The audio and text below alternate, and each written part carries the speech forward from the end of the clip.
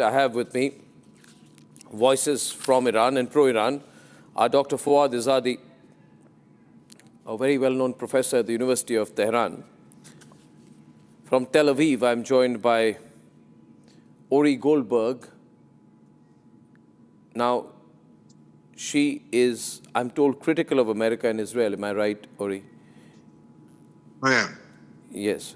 And we have Helen Sari Adstem. I hope I've got the pronunciation right. She's Associate Professor of International Relations at Istanbul Medeniyet University. Thank you very much, Ms. Adstem. Sierra Claire, Foreign Policy Expert from Los Angeles, and Vibhuti Jha, Republican from California. You also know, Helen, this big news today, that an Iranian ship, a frigate, has been sunk in the Indian Ocean, not far from India's territorial waters, a little away, on the edge of Sri Lanka's territorial waters. So the Americans are making it clear that they will target Iranian assets anywhere in the world, not just in the Middle East. Well, it seems to me that as the operation has already started, they are trying to somehow stop all means of Iran, of the current regime at least, to weaken it, to cut all the vessels that are somehow supporting the existing regime. So this is somehow trying to make Iran bow to the United States and Israel. And if they can succeed in changing the regime, then there won't be any problem, according to their case. Of course, that is not a very reliable story for us, for those people who are living in the region. We see a very big escalation of the tension. Unfortunately, almost all countries, thank God, not Turkey at the moment, and I don't expect, hopefully, I will be true that no attack against Turkey, because it will be a big risk, especially as it's a NATO member. But at the same time, we are feeling the pressure, the tension in the region, as many countries are under fire. This is not something we desired. And I'm sure that in the long run, this is not something beneficial for the United States and Israel either. Because at the moment, maybe the Trump administration and the Netanyahu government might be somehow being nourished, let's say, somehow being benefiting from this tension.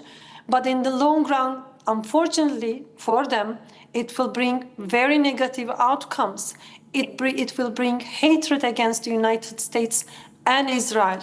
And I'm not sure whether this is the best scenario for them, as the global South's reaction is somehow favoring Iran and blaming the United States and Israel as the violators of the international law. How long, Sierra, can America drag this? Well, I wouldn't use the word drag it on. America, the Secretary of Defense and President Trump have been very clear that we have almost unlimited capability when it comes to Iran. We've already taken out almost all of their military defenses. That you've seen their navies at the bottom of the ocean.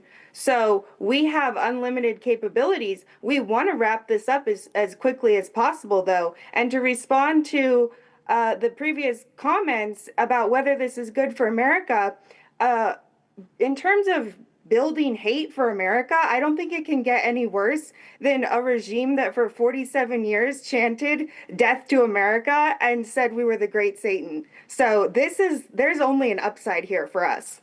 Ori, what do you think? I mean, you look at it that way. Sierra presents a very optimistic picture. But Sierra, I go back to the main issue.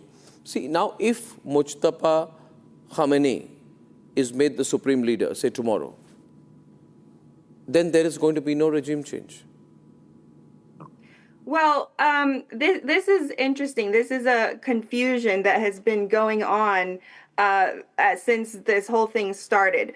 This is not a regime change war. A regime change may be beneficial for America, and we are supporting the Iranian people. On that. But in terms of the military aspect, this is about taking out Iran's military capabilities. If there's an Islamic Okay, regime tomorrow that doesn't Okay, have Sierra, military Sierra, capability. I'll That's take not that with a barrel of problematic. salt.